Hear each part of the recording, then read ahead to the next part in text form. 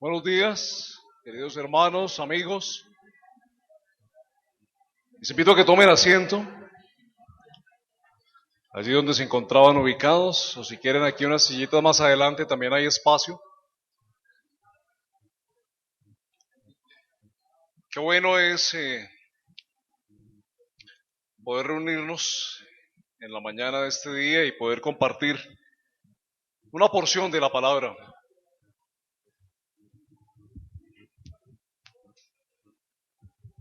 Bien,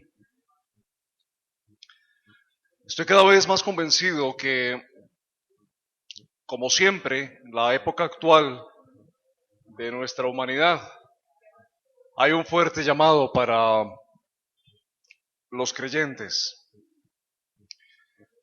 Estoy convencido cada vez más que es necesario que cada creyente mm, se dé a conocer como tal en donde está. Estoy cada vez más convencido que es necesario que el cristiano se haga notar más donde está. Cuando uno prende el televisor, cuando uno ve un noticiero y ve la cantidad de cosas que están ocurriendo en este momento en nuestro país, en nuestra ciudad, en el mundo entero, me lleva nuevamente a la conclusión de que es necesario que el creyente asuma su posición como creyente y se siga haciendo notar por ello. Pero ustedes se creen que para que el creyente se haga notar, ¿qué es necesario? ¿Qué creen ustedes? ¿Qué es necesario para que nos hagamos notar dónde estamos?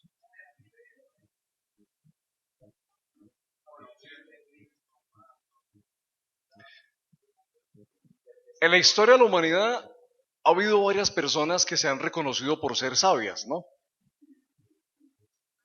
Y cuando decimos que una persona es sabia, es porque reconocemos en esa persona ¿qué reconocemos? Sabiduría, ¿cierto? Sabiduría, sabiduría. Y la historia de la humanidad nos da bastantes ejemplos de personas, hombres y mujeres, que, que han sido considerados sabios. ¿De acuerdo? Por un lado, la sabiduría comienza con algo muy precioso que es el qué? El conocimiento, ¿cierto? El conocimiento. Pero es muy difícil catalogar a una persona como sabia si ese conocimiento no se ve en dónde. Aplicado. En cualquier materia. Aquellos sabios no solo desde el punto de vista filosófico, ¿cierto? Sino aquellos sabios desde el punto de vista de otras disciplinas, de otras materias. Usted puede ser una persona sabia sin darlo a conocer. Es difícil, ¿cierto? Cuando uno cataloga a alguien con esa característica de sabio, es porque conoce su proceder y sabe que lo que está aquí se refleja en su vida. ¿De acuerdo? Así que tenemos bastantes ejemplos de personas sabias a través de la historia de la humanidad. Unas, como dije, desde el punto de vista filosófico, otras en otras disciplinas, ¿cierto? Y qué bonito reconocer a alguien por su sabiduría. Pero definitivamente no encuentro una persona en la historia de la humanidad diferente a Cristo, cuya sabiduría haya impactado al mundo de la manera en que lo ha impactado a través de toda la historia de la humanidad. No encuentro una persona que siquiera se acerque. Seguramente con esos ejemplos que nos dará la historia, pero tal vez el único que realmente ha impactado fuertemente la historia de esta humanidad, el único que ha impactado a tal nivel que hoy día todavía sigue cambiando vidas, es el conocimiento de Cristo. ¿De acuerdo? Tal vez nos estén acompañando personas en esta mañana que no sean creyentes, que no sean cristianos. Y tal vez Dios quiera darles una palabra el día de hoy. Y les animaría, y con todo respeto, quisiera dirigir también esas palabras a ustedes, a que pensaran un poco en lo que Dios tendría para ustedes en la mañana de hoy. Así pues, las cosas, mis hermanos, hace 8 días se jugó la final de un deporte, ¿cierto? En Estados Unidos, visto por muchos millones de personas. Y pues nosotros en nuestro país muy pocos lo practican, muy pocos conocen o se saben el reglamento por lo menos. Uno sabe que si el baloncito toca allí cierta zona, es como un gol para nosotros. Pero así como en cualquier equipo, el entrenador puede dar impartir su mejor instrucción. ¿Qué tiene que pasar para que el equipo logre el mejor resultado? Tiene que aplicarlo. ¿De qué sirve que el entrenador tenga todo el conocimiento si quienes ejecutan la estrategia no saben cómo hacerlo? ¿De qué sirve que el entrenador se haya preparado y sea el mejor si cuando imparte ese conocimiento no se aplica bien en la cancha? Es difícil, ¿no? Difícil ganar un partido así. Incluso hasta en los deportes en donde no son grupales, hasta los deportes, las disciplinas que son individuales, que también tienen un entrenador. Si las personas no aplican bien el conocimiento, no sirve de nada, ¿cierto? No logrará ser reconocido como tal. De igual manera, aquel que se considera creyente, no le basta con solo el conocimiento. No le basta. Y en esta mañana, el título del mensaje es ¿qué tipo de sabiduría tienes? Ese es el título del mensaje si quieren anotarlo. ¿Qué tipo de sabiduría tienes?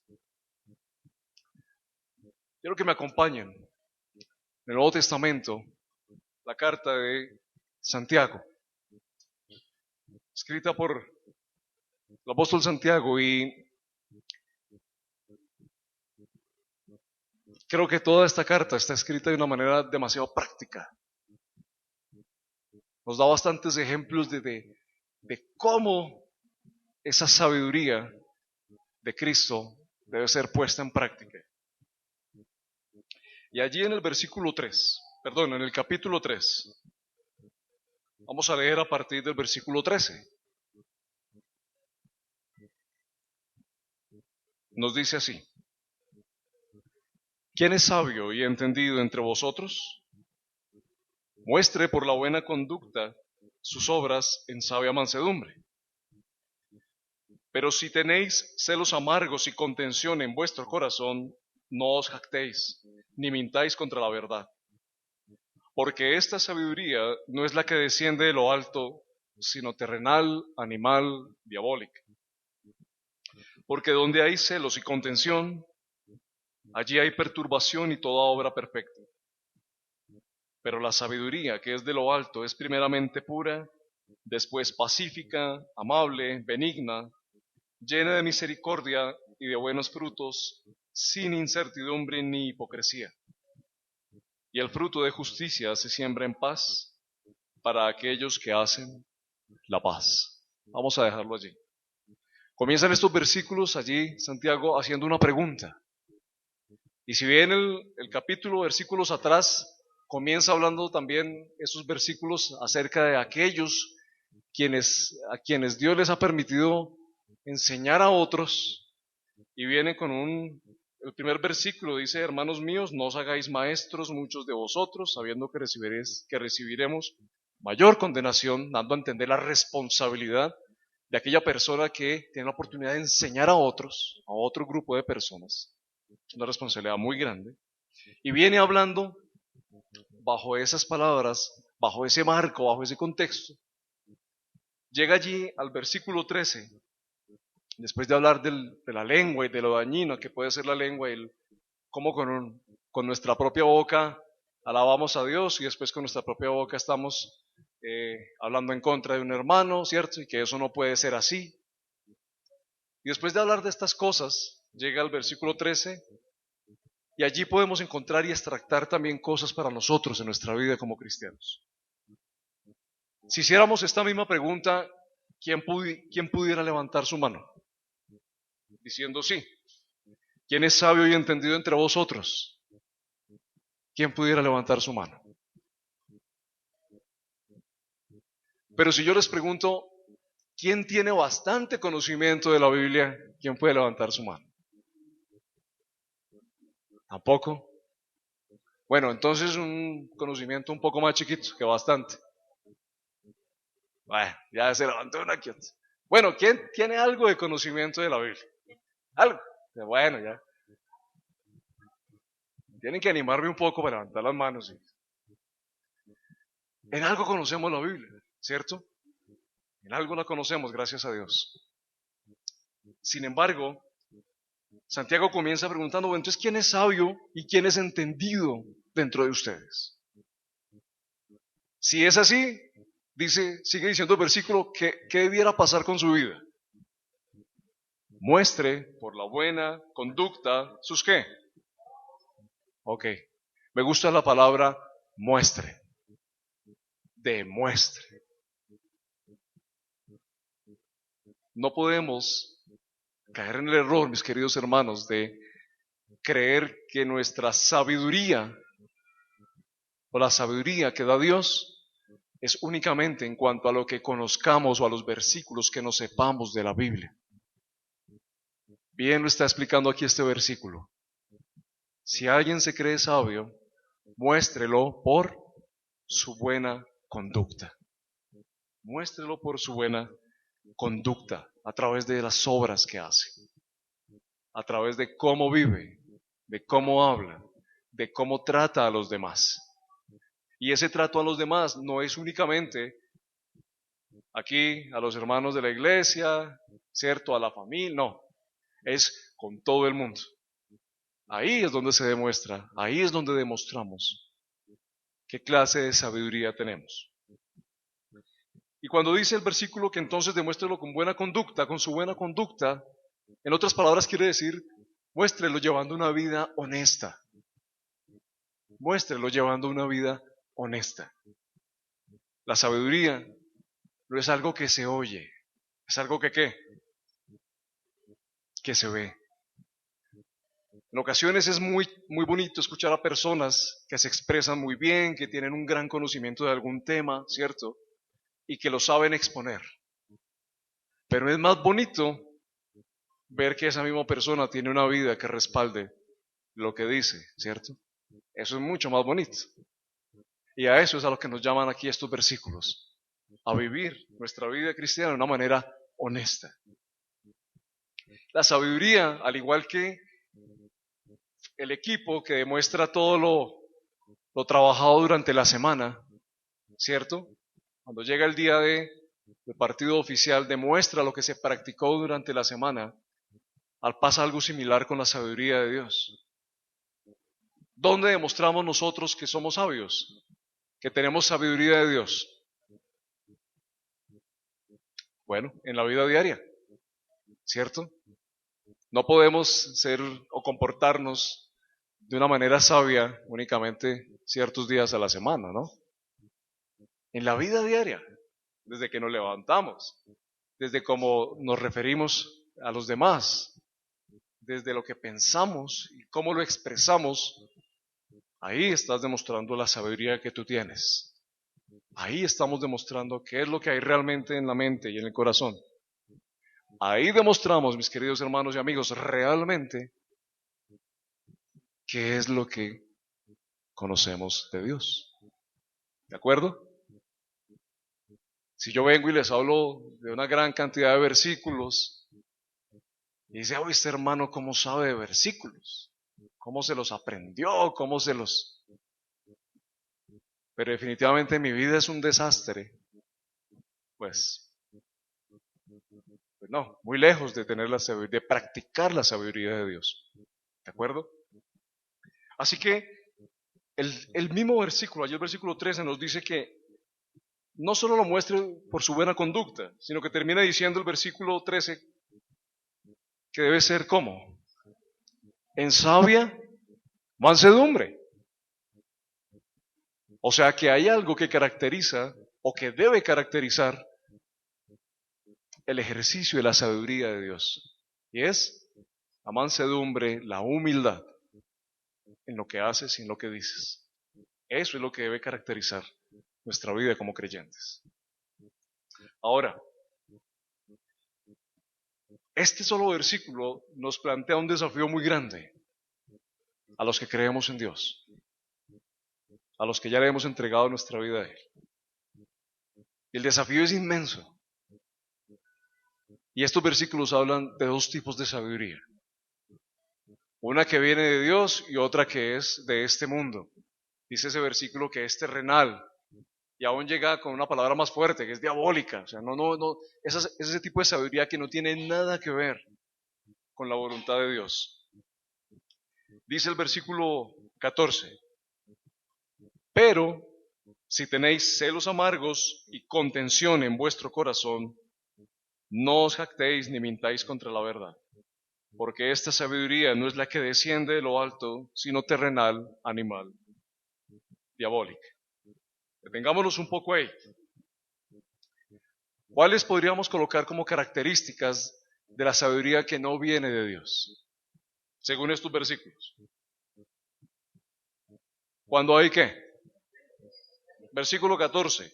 Celos, ¿qué más? Contiendas, pleitos. Y recuerden que todo esto está marcado dentro de mi comportamiento con los demás. De nuestro comportamiento con los demás. Entonces, celos, pleitos, rivalidades. ¿Qué otra cosa podemos incluir ahí? Rencor, de acuerdo. Egoísmo, ambición, intereses personales por encima de los demás. Es una sabiduría que es aduladora, que siempre busca algo. Como decimos acá coloquialmente, no vamos puntada sin dedal, ¿cierto? Que es interesada ese tipo de sabiduría. Es vengativa, es revanchista. Bueno, esas son solo algunas de las características de la sabiduría que no proviene de Dios. Ahora, cuando nos evaluamos a nosotros mismos, todos los días, y si bien nos esforzamos en imitar, ¿cierto? Y parecernos cada vez más al carácter de Cristo, de nuestro Señor, seguramente hay momentos en donde damos cabida a este tipo de cosas, ¿cierto? En el trato, en nuestro trato. No sé si les habrá pasado, tal vez. Si alguna vez, o ahorita de pronto en este momento, hayan celos, rivalidades, ambiciones desmedidas en el trato entre nosotros, o con la familia, o con alguien en el trabajo. Bueno, esa es la vida diaria, ¿no? Esa es la vida práctica del creyente. Así es. Pero es interesante notar cuál es la calificación que Santiago le da aquí a ese tipo de acciones, a ese tipo de motivaciones para tratarnos entre nosotros o con otras personas. Es una falsa sabiduría. ¿Cierto que nunca reconoceríamos a una persona que actúe de esta manera como una persona sabia? Lejos, lejos estaríamos nosotros de calificar a alguien como una persona sabia. Pero el efecto es el mismo cuando sabemos mucho de algo y no lo practicamos, ¿cierto? Yo te puedo calificar como una persona que tiene una gran memoria, que eres una persona disciplinada para estudiar, que eres una persona que tiene conocimiento de algo. Pero si no se refleja en tu vida diaria, difícil de evidenciar, ¿cierto? Ese tipo de sabiduría. Por eso al principio hablábamos, hermanos, de que es necesario y es urgente que cada uno de nosotros, donde Dios le ha puesto, en medio de la actualidad que estamos viviendo, reflejemos más la sabiduría de Dios. Eso es como un bálsamo en la familia, es como un bálsamo en el trabajo, no es como un bálsamo para esta sociedad.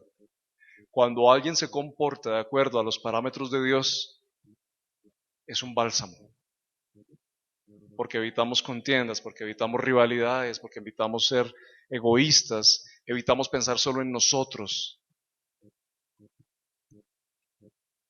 Por eso es un desafío tan grande. Por eso es un desafío tan grande. Y sigue diciendo este versículo. Perdón, el versículo siguiente. Versículo 17. Pero la sabiduría que es de lo alto, es decir, la que viene de Cristo, la que viene de Dios, es primeramente ¿qué? Pura, después pacífica, amable, benigna, llena de misericordia y de buenos frutos, sin incertidumbre ni hipocresía. ¿Qué dice otro pasaje de la Biblia acerca del trato entre nosotros mismos? ¿Cómo debiéramos tratarnos a nosotros mismos? Si quieren y me quieren acompañar, unas páginas atrás, en Filipenses, un pasaje muy conocido. Filipenses capítulo 2, y versículos 3 y 4. Nos dice, nada hagáis por contienda o por vanagloria. Antes bien, con humildad, estimando cada uno a los demás como superiores a él mismo, no mirando cada uno por lo suyo propio, sino cada cual también por lo de los otros. Es totalmente, el concepto de Cristo es totalmente contrario a lo que vemos de este mundo, a la sabiduría que se practica en el mundo. Dice estos versículos que debemos considerar a los demás como superiores a mí mismo, y de esa manera tratarnos, y de esa manera comportarnos. Dice que no hagamos las cosas por contienda o por un orgullo personal. Vuelve a aparecer el tema de la humildad. Y dice el versículo 4, mire también por lo de los otros. No mire solo por lo tuyo, mira también por la necesidad de los otros. Si estás en medio de una confrontación con una persona y esa persona te dice y te dice, y ya llega un punto en que tú le has exhortado y le has dicho, pero definitivamente la persona y sigue, insiste, ¿cuál debe ser nuestra actitud? Ser el bálsamo que ayude a reposar la situación. Considerar a esa persona como superior a mí mismo y propender por apaciguar las cosas. ¿Tuviste algún disgusto con tu esposo, con tu esposa o con tus hijos en esta semana o esta mañana? ¿Cómo reaccionaste? ¿Qué tipo de sabiduría les diste a ellos? ¿Les dijiste hasta de qué se iban a morir? Y te desahogaste y quedaste tranquilo. Pero finalmente lo que salió de tu boca no fue lo más edificante, tal vez. Porque tal vez solo pensaste en defender tu punto de vista y ponerlo por encima, y ese es el punto de vista, y así debe ser. Eso también es un bálsamo para la familia, mis queridos hermanos. Cuando pensamos en comportarnos de acuerdo a la sabiduría que Dios da, es un bálsamo para la familia. Porque cada uno está pendiente de las necesidades del otro, porque cada uno está pendiente de los momentos difíciles y tensionantes de aplacar la situación y de ceder mi posición por encima de la del otro. Aunque muchas veces sintamos que haciendo eso perdemos. Por eso decimos que hay veces esas relaciones se convierten en una lucha de poderes, ¿no? A ver quién demuestra con algún pretexto que tiene la razón. Y si no la tiene, a no dejarse ganar. En la familia, en el trabajo, etcétera, etcétera. Aquí en la congregación. Y recuerden que esas son características de qué tipo de sabiduría. De la terrenal, de la del mundo, de la que no es de Dios. Así que, no mirando cada uno por lo suyo propio, sino por lo de los demás. ¿Se dan cuenta porque cada vez es un desafío más grande? ¿Se dan cuenta porque cada vez este mundo necesita vernos tratándonos de esa manera? Impactando al mundo con el trato que nos damos entre nosotros y que nosotros les damos a ellos. Porque finalmente eso es lo que queda, ¿no? Es lo que más habla, el impacto de cómo hablamos, de cómo lo decimos y de cómo nos conducimos. Dice entonces, volviendo al versículo 17. Algunas características de la sabiduría que viene de Dios. Dice primero que es pura, es decir, no es pasional. Es esa sabiduría que me lleva a comportarme ya no llevado por las pasiones, sino siendo más imparcial, más neutral, respondiendo de una mejor manera. Obra con la motivación correcta. Después dice que es pacífica, es decir, que siempre busca la paz. ¿De acuerdo? Dice que es amable, es decir, que es cortés, que no es tosco, que no es rudo en el trato. Dice que es benigna. Aquí hay un punto muy importante, y es que es conciliadora. La sabiduría de Dios es conciliadora. Tú puedes pensar de una manera diferente a otro hermano, pueden tener dos puntos de vista distintos acerca del mismo tema, pero debemos tratar siempre de ser conciliadores, conciliadores. Si no, cada uno se queda en su esquina y no vamos a practicar lo que Cristo nos muestra. Busca el bien del otro, está dispuesto a ceder. Esta semana, ¿cuántas veces hemos cedido? En el trabajo, no sé cuántas, pero es esa disposición que debemos tener los creyentes. Esta es la forma en que impactamos. Ahora, por favor, no me malentiendan, no estoy diciendo que siempre entonces deba estar siempre cediendo y siempre... No, cuando yo tengo un punto de vista que defender, claro que sí, yo defiendo mi punto de vista en mi trabajo, en mi familia, aquí en la congregación, ¿cierto? Porque todos tenemos un criterio determinado, ¿cierto? Y en la multitud de consejos habla Dios. El tema es que cuando todos nos ponemos a defender nuestra propia idea, ya llega un punto en que hay que ceder, en que alguien tiene que ceder, como era el título de una película, alguien tiene que ceder. Y de esa manera impactamos donde estamos. Dice que es misericordiosa, es decir, que el trato de nosotros, entre nosotros y para otros, ha de ser con compasión. Ha de ser con compasión. Dice que lleva buenos frutos. Es decir, que esta sabiduría se da a conocer y se caracteriza por las buenas obras que hace esta persona. Lleva buenos frutos.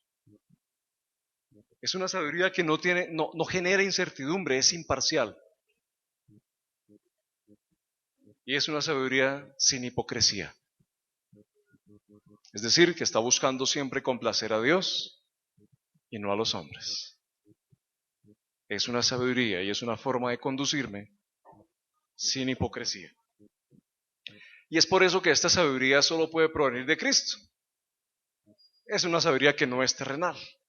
Este tipo de características, al comportarnos nosotros, solo puede provenir de querer imitar a Cristo. Para poder ser un bálsamo en esta sociedad, en nuestras familias y donde estemos, es necesario, hermanos y amigos, practicar y vivir en la sabiduría que Cristo nos da, en la sabiduría que de Él viene. Pero eso no es posible. Yo no puedo practicar esa sabiduría si yo no tengo una relación estrecha con el origen de la sabiduría, que es Cristo. No podemos.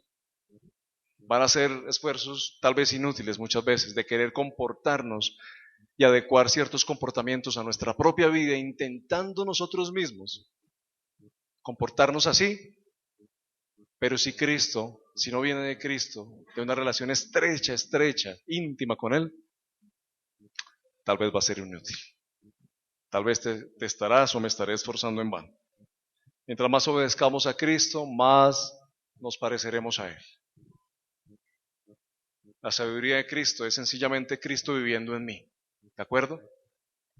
La sabiduría de Cristo es Cristo viviendo en mí. Con mis hijos, con mi esposa, con mi esposo. Entre nosotros, en ti, entre ministerios. Es practicando lo que Cristo es. Imitándole a Él. Pero fruto de una relación estrecha. Miremos también unos versículos muy conocidos en el libro de Proverbios. Y en Proverbios capítulo 1 y versículo 7 Es un versículo muy conocido. Dice, bueno, hemos hablado de sabiduría, bueno, pero ¿y cómo? ¿Cómo lo hacemos? Versículo 7 del capítulo 1 nos dice, el principio de la sabiduría ¿es el qué, mis hermanos? El temor de Jehová. El principio de la sabiduría es el temor de Jehová. ¿Qué debo hacer si quiero ser sabio? Temer a Jehová. ¿Y qué significa aquí temer a Jehová? Bueno, es que nuestra voluntad esté sumisa a la voluntad de Él. Cuando nuestra voluntad, cuando nuestros deseos, cuando nuestro carácter está sumiso a la voluntad de Dios, ahí estoy siendo sabio. Y ese es mi punto de partida para comportarme con sabiduría. Y poder ejercer, y poder practicar, y poder comportarme como leíamos hace un momento en Santiago, en la carta de Santiago, el apóstol Santiago. Si no hay esto en la vida de nosotros, si no existe el temor a Jehová, el temor a Dios, no lo logramos, mis queridos amigos y hermanos. El principio de la sabiduría es el temor a Jehová, es someterme, ser sumiso a la voluntad de Dios. Ahora, unas páginas más adelante,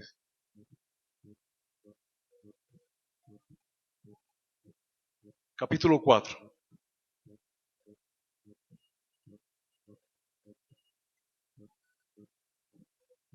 Capítulo 4 y versículos 1 en adelante.